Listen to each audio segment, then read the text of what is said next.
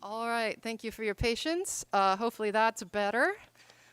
So, I want to let you know that tonight's program is brought to you by the Friends of the Library. The Friends of the Library is an organization that helps raise money for extra programs and services that the library provides, such as the concert that you're going to tonight. All our concerts are funded by the Friends group. They also fund most of the events throughout this month that are associated with LO Read. So if you're enjoying that, know that it comes from them. They are a volunteer organization, so they're always looking for new members. Feel free to join. It's way less expensive than you think. How much is it to join? $25 to be a member. Not a bad deal. And then if you feel like you enjoyed the concert and just want to give the friends a little something, there's a box back there on the table. So when you go enjoy a cookie, consider giving a dime or something. So you can find out more about what they do by visiting their website or going to Booktique and talking to somebody, since they also run our Booktique stores. Quick couple housekeeping things. This is the boring part of the announcements. We do ask that you fill out a survey after the program if you liked it. Filling out surveys is how my bosses know who to bring back and what you like and what you don't like. Also helps give feedback if there is something that you think we could improve, because we're always looking to do better. We also have an assistive listening service, so if you are in the back and you're still having trouble hearing, or if you want a better experience, please stop by the reference desk and they will show you how that works. It works with T-coil or without T-coil, just with headphones. All right. Now I get to the fun part, which is I get to introduce tonight's performer. Tonight's performer is named Michael Charles Smith. He is also known as Marimba Mike. He is a soloist, composer, singer-songwriter, and teacher based here in Portland, Oregon. His music has been featured in commercials and documentaries, and I'm not going to tell you too much more about his story because this is what makes tonight's program a little bit different. As part of LO Read's theme of connection and redemption and second chances and all that good stuff, community building, he's going to play music, but then also stop and tell you a bit more about his personal story, which connects to the themes of this program. So he also, one last note, I mentioned that he's a teacher. He has brought some of his students with us. Come on out. And they are also going to perform along with him. All right, one last note. Next month, we're going to have Bernie Sims, whose classic rock guitar will entertain us, and we do have programs every first Tuesday of the month, and they're always a different kind of music. So come on back. Without further ado, Mike. Thanks so much, April. All right, I got to raise this up because I'm so tall. Oh, okay. We don't want to lose the shtick. All right, everybody. As April said, my name is Michael Charles Smith, and I am a professional musician. So I make my entire income being a musician, but there's different aspects of that. So I compose music for documentaries. I also perform, so I for different events, and I'll go into that a little bit later. And then I also educate. And so when I was preparing for this event, I became inspired by the idea that we would be performing in a library surrounded by books, filled with different stories. The deep link between music and stories throughout history is undeniable. And when reflecting on being a musician, the narrative that I am deeply embedded in the business of telling stories began to unfold as I was writing this out.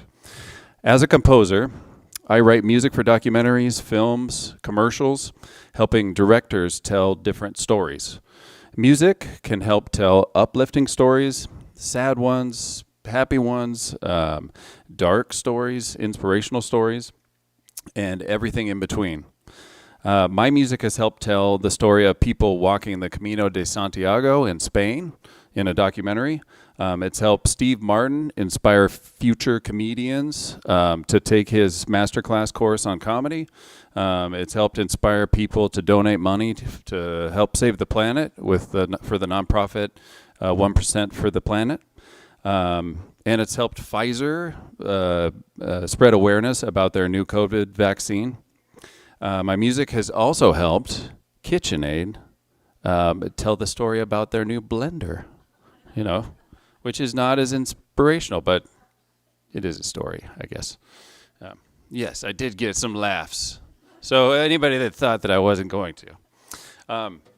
I also compose music from a more pure place, inspired by events in my life or the people that surround me. I wrote songs to be the soundtrack of the birth of my children that played on a speaker in the delivery room. Those girls are right back here. And so those songs played while they were being born. I have written songs as lullabies to my nieces and nephews. I've written songs as presents for my wife, my mother, my grandmother, one of which I'm going to play tonight. I've also written music that has come from no inspirational place. It's just come from a pure, almost out of the ether. And sometimes those songs, I put them into a catalog with a company and they get sold and help tell some story, that maybe I didn't even intend them to in the beginning, which is kind of incredible. So as a musician, the second part of that, other than composing, is performing. And normally, I don't perform for captive audiences like this. I'm usually, and I don't public speak either, but usually I'm performing as the background, being basically, the live soundtrack for weddings, private events. And my favorite is I used to love just playing on the street and having random interactions with people on the street and meeting new fans and having experiences. And once I was even playing in the Portland, the Portland Park blocks, and two strangers came and sat down on a park bench kind of right next to me to listen to me, and they struck up a conversation. A year later, they asked me to come back and play in the same spot to celebrate the anniversary of them getting together, which was where, they met, watching me. And a year after that, I played at their wedding reception, which is kind of crazy. And so I take full credit for that. Let's see. I am honored to have played for over 100 weddings, becoming the live soundtrack to that happy moment in people's lives. But I've also played for memorial services, some of the saddest moments. I've played at the Portland airport for many years, and maybe you've seen me there. I haven't done that for a little while, but I was the soundtrack for people traveling, to different places. I met people that were, going to pick up their brand new baby that they were adopting. I met people that were traveling for less happy reasons. I met a terminal man that was terminally ill that was taking a one-way trip to Hawaii, and I got to spend a bunch of time playing for him and talking with him, and just having these incredible experiences. I met tons of people, afraid of flying, and they told me, "Oh, you helped me get over my fear and calm me down before I got on the plane." And so having those connections, I met some of my musical heroes there, like Bella Fleck, who's a big hero of mine musically. I was also made fun of on Twitter for playing Elliott Smith on Marimba, which I guess is a very Portland thing, but by the comedian Michael Ian Black.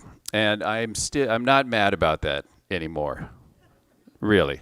I'm also still not mad about being the live soundtrack to people asking me where the bathroom is, which is so bizarre that people come up to somebody playing a very, you're into this nice song and someone comes up and asks you where the bathroom is. And right behind them, there's a 10-foot sign saying bathroom or restroom. Yeah. So why the marimba? So I started out as a jazz drummer, and I fell in love with the marimba the first time I played it. The sweet tone of vibrating wood just, I don't know, it melted my soul. And I was just totally hooked to the instrument. I had always wanted to play the piano, and playing the marimba is just like drumming a big piano. And so I'm going to just demonstrate. I'm going to play these keys right here are the white keys. So just the white keys on the piano. So and these are the black keys. Right? So you're just drumming a big piano. Let's see if I don't lose my place. noise. So, as an absolute beginner, we can make the same sound. An absolute beginner can make the same sound as a 25-year veteran. You know, me just hitting one note, and after just me showing you how to hold the mallet and playing in the center of the bar, is there someone here that has just never played an instrument in their whole life? Can you come up just really quickly? I just want to show you. Here, come up here. What's your name? Sharon. Look at Sharon.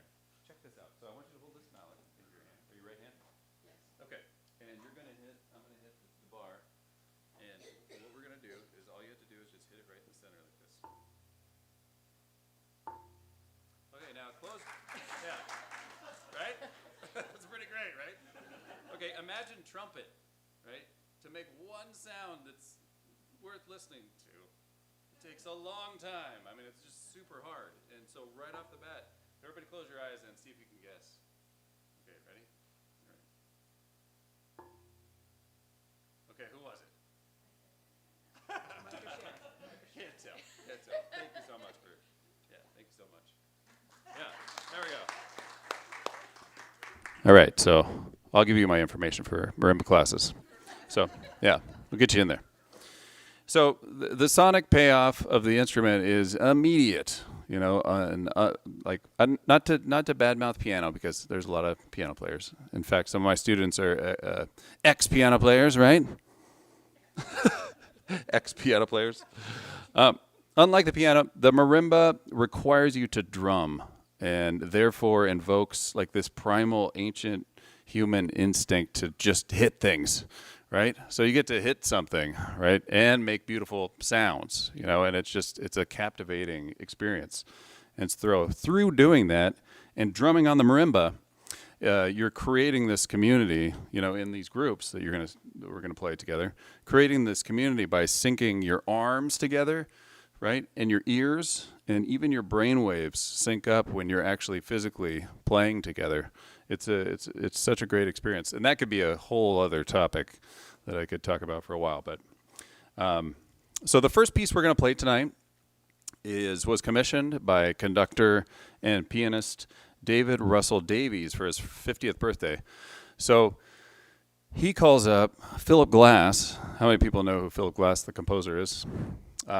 He writes he writes incredible film scores and classical music. So he calls up Philip Glass, and he's having his 50th birthday party, and he says, "Hey, can you write me some songs, you know, for my birthday?" You know, and commissions. That's the technical word. Pays him to write some songs, and so he paid Philip Glass to write the soundtrack to his 50th birthday party, which is incredible. So what we're going to be playing is the 6th of those first piano etudes that it was written for, obviously piano. But we're going to have 4 people play it all together. And it takes 4 of us to play this because it's so intricate, all the little parts. So one thing I want to say about the arranging with these pieces tonight is I think everything that we're playing tonight has either been written by me or arranged by me with the help of my students. Because not a lot of music, you can't just go and say, I want to play this Philip Glass piece, you know, on marimba. You'll see some of us are playing with 4 mallets, and we're playing with 1 mallet in each hand, or sometimes 2. You know, so on your fingers we have 10 fingers, so you have to do a bit of arranging and some tricks and get more people involved to play some of these pieces. So some of the piano music we're playing tonight is either for 2 or 4 players. So this first one, I'm going to ask Marina to come up, and let's see, Charlie, and then Carissa, your very own Lake Oswego Library, Carissa playing, who's been in my classes for 2 years. So is Marina. They are also piano jerks. Carissa played in high school, though. But you're kind of a piano jerk, too, a little bit. A little bit. And then Charlie's been taken from me for 3 or 4 years, but he's been playing marimba. You know, his dad's a percussionist back there, so he's been playing since he's 2. Since he's 2. His dad said 2. All right, so anyway, we're going to play the Philip Glass Piano Etude number 6. Oh, wait. Should we leave it out here? Or? No. Like that? Let's see. It'll be a little bass heavy.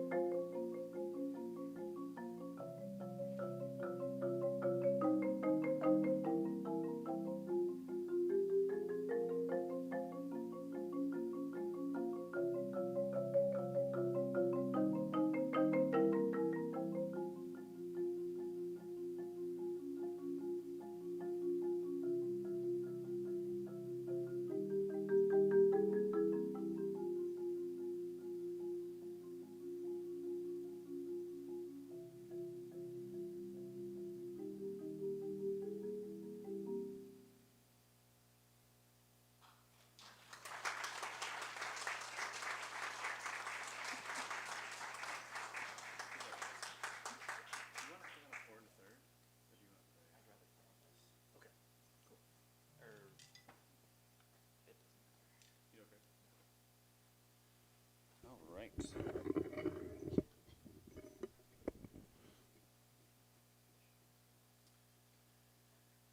All right. So the next song that we're going to play is going to be played by Charlie, and it is a extra special honor when a student plays a song that you've written, which is just so cool. And Charlie's played a few of my songs, and this song was actually a song that I had written for my nephew. It's on my first album, and it was a lullaby that I wrote for him. He was very colicky and, trying to calm him down a little bit. And this was a kind of a lullaby to help put him to sleep. And we called it Bobo's Theme. And this was released on my debut album, Melodies for Wooden Children. So this album is a soundtrack to an imaginary kid story. So the characters are kind of set up, which were my nieces and nephews. And then the story unfolds by reading the titles of the songs and listening. So it's up to the listener's imagination when you're listening to that album. So this is Charlie. He's going to play Bobo's Theme.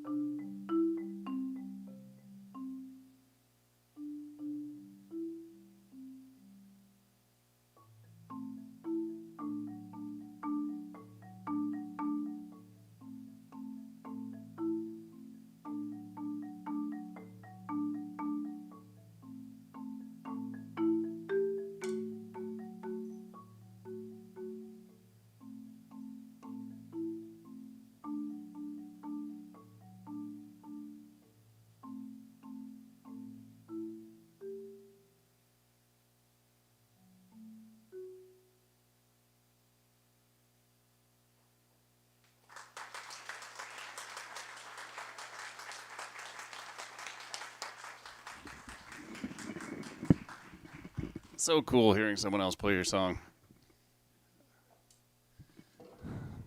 All right, so this next song, this was nominated for a. Oh, it's okay. This is the song we're gonna play here. I'll just. So the next song we're gonna play was nominated for a Best Original Song in 1998 for the Academy Awards. So director Gus Van Sant was so moved by the song. It's called Miss Misery, written by local Portland singer-songwriter Elliott Smith, that he used the song in his movie Good Will Hunting. This movie received 9 Academy Award nominations and won 2. Unfortunately, Miss Misery lost to Celine Dion's My Heart Will Go On from the Titanic, right? So this is what I like to say sometimes when I disagree with something and that happens in this country is I say, it is a free country, and the Academy is free to be wrong also, I guess, in this country. So anyway, this is Miss Misery. This is also on my album. I did an entire album full of, which is another story, of Elliott Smith tunes. So this is Miss Misery.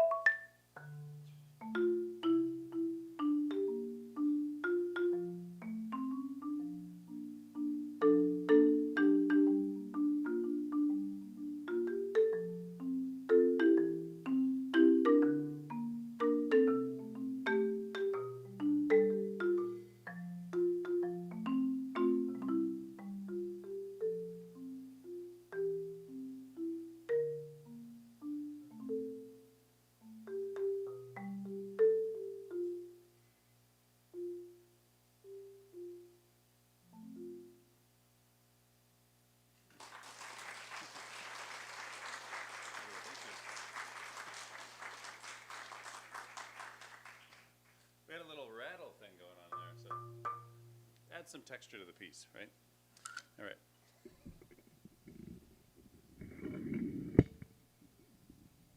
All right. So the next song I want to play,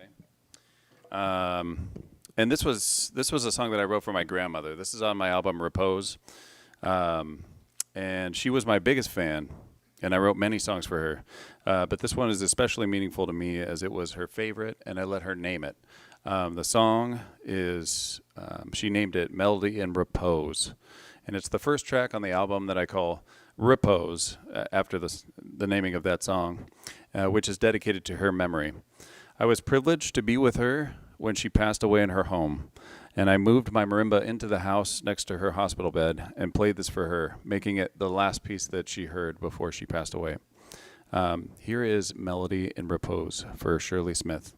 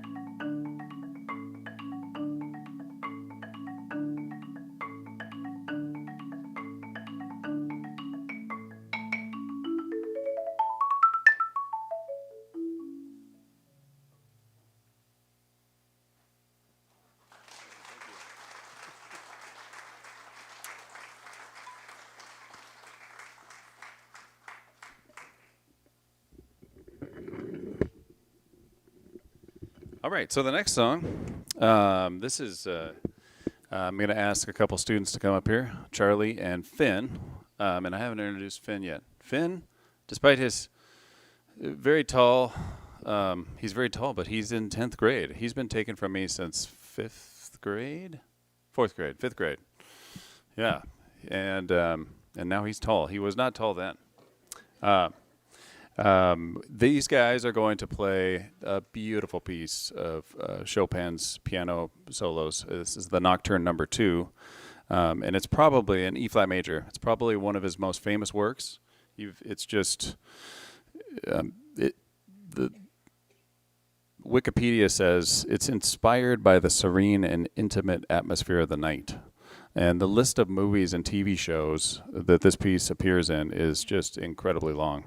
But what's most interesting to me is that many of the piece's most memorable uses accompany a vomiting lead character in the movie Bad Santa as a joke, right? So the juxtaposition of somebody playing this beautiful piece of music, and right, and or in the horror shows Dexter and Hannibal, which seems kind of crazy to me, because both uses increase the scene's emotion by using the composition as an opposite contrast to what is happening on screen. And so I always wonder how Chopin would have felt about these uses of his music. But these guys play beautifully, and Charlie and Finn are going to play Chopin's Nocturne number 9. What's that? What about it? Oh! Okay, I got to tell you about this note. So this this is a special note. So we got almost all the way done. Finn and I, like, he came up to me and he's like, at the beginning of, was it the summer of last year? Maybe it was last summer, right. So last summer, and he wanted to play this Chopin piece, and I'm like, oh man, that's crazy. Let's do it. And so we started arranging it. And we get all the way to the end, and he's learning the melody, and he's doing all this stuff, and we get to the end and realize, oh no, the piano has a way larger range than the marimba. Marimba will either have 4 1/3 octaves or 5 octaves. Piano has 8 1/2 octaves. So we realized, but we're just missing one note. That's a D above the C right here. So the C is here, and then there's a note here. So I'm actually sponsored by one of the biggest marimba companies called Marimba One. And so I emailed the whole project idea to the CEO, who I'm friends with. And I said, hey, can you just send me a blank? And I can tune it, because I've made marimbas before. I can tune it, and I need a D, which is a D7, right? I think it's a D7. And he's like, oh man, that's so cool. I'm just going to send you one for free. And so I grabbed a piece of, like, I think this is forest trim or something, and made a little mount and made a little resonator for it. So this one note, it gets played one time at the end of the piece. So I went to all this trouble just to have the one note, but it's so good. It's adorable. So.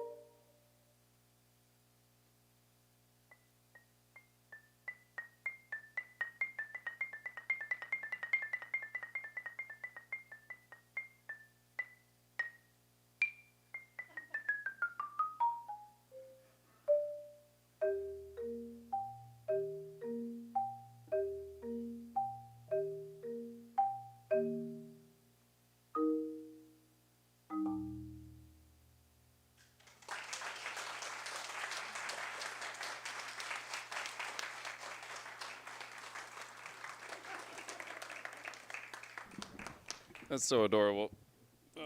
Makes me want to cry. That's Chopin's Nocturne Number 2. I'm not remember what opus that is. It's in E flat major. Number 9, opus number 9.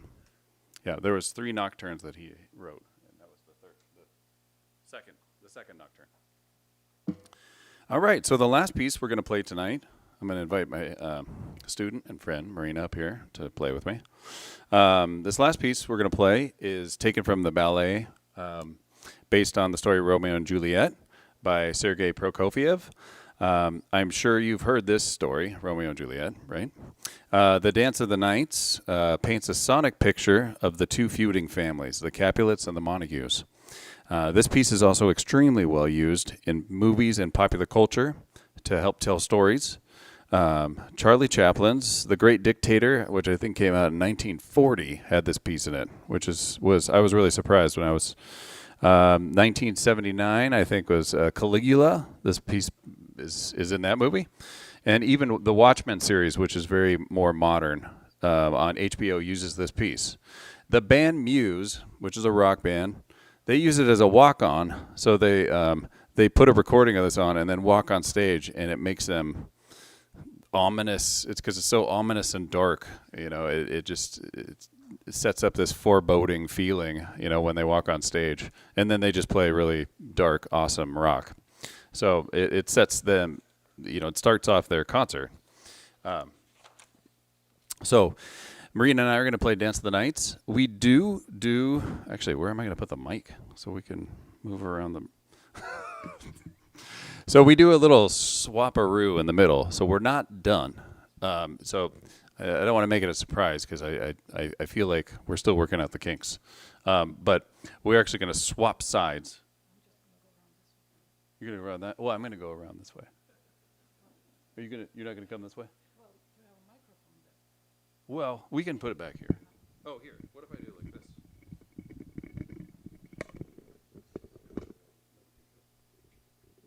going to start on that. Let's see. So,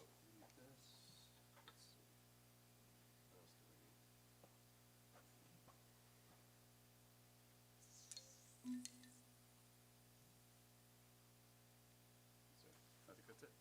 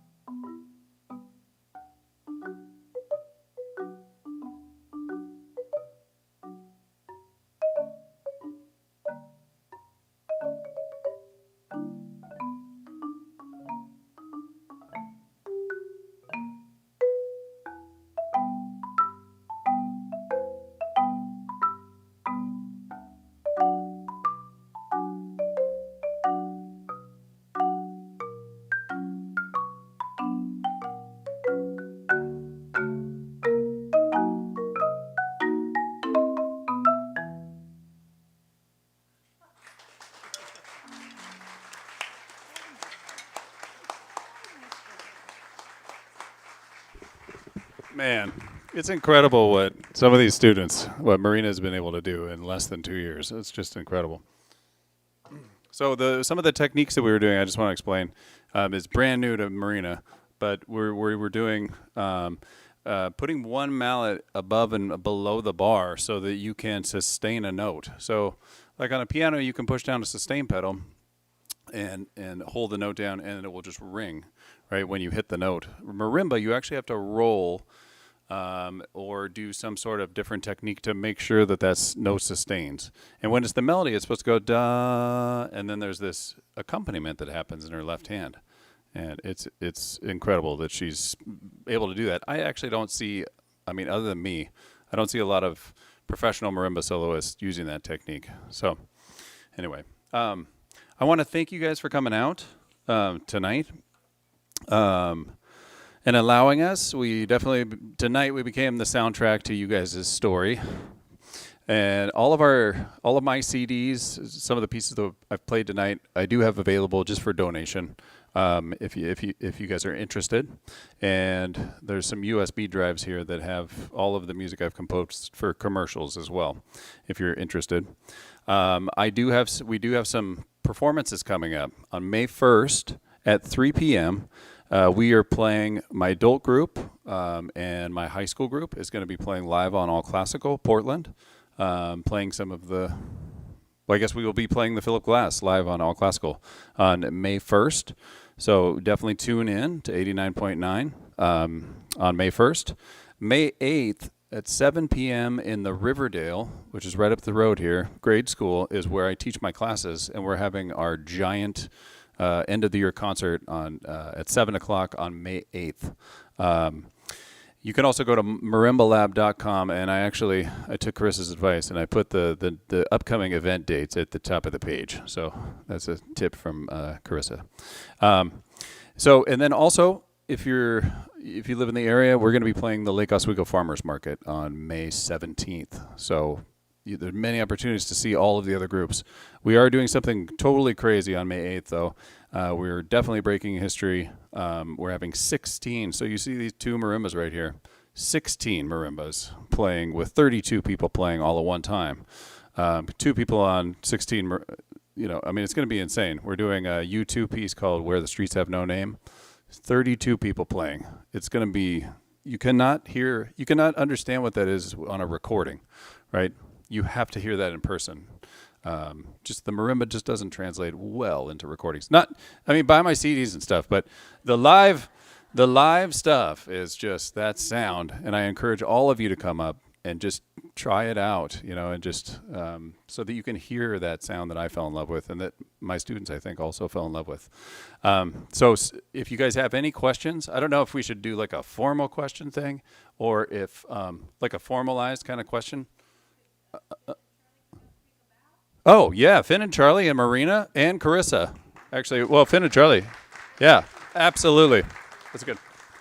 Give them the mic. Oh, that have questions. Oh, I see. Sure. Yeah, I guess we have a question. All right. Could you just speak briefly about the origins of the instrument and where it developed and how it came here? Yes, good. That's a great question.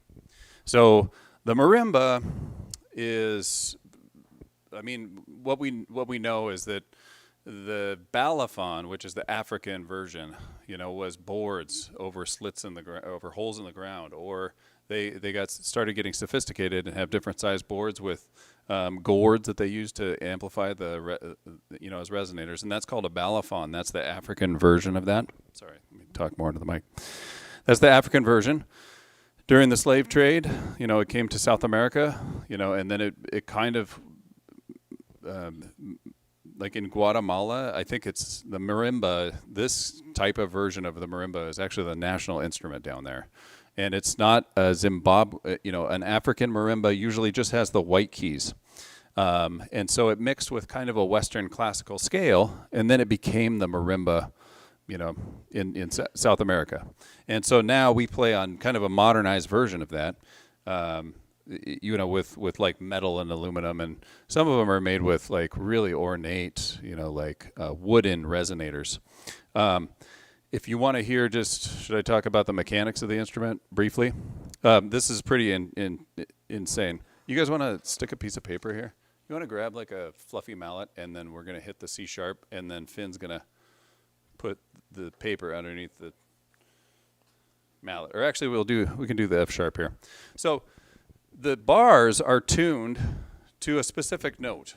In fact, they're tuned to 3 notes in the bar. You have to carve out different parts of the wood, and you have to tune the harmonics in. That's a very unique instrument in that way, that you tune the harmonics into the bar.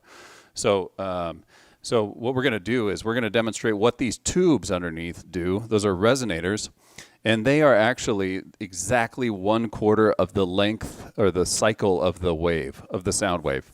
So, and that amplifies it like 10 times. So go ahead and hit it and just keep hitting it. And I'm going to cut off with this piece of paper the tube. That's the bar by itself. Now take it out. It's incredible. Yeah, it's incredible. So the tubes amplify the sound, and that's a lot more sophisticated than with the gourds. The gourds amplify it, but once we figured out that you make it 1/4 the length of the wave, wow! I mean, it amplifies it, and it gives it that rich, deep tone. We have time for one more. Otherwise, I'm going to wrap it up. Feel free to come and browse the CDs. And please don't forget to fill out a survey on your way out. And you can always come up and just chat and look around. Come try the or Mike says he'll let you use a mallet. If you behave. Thank you so much for coming. I look forward to seeing you next month.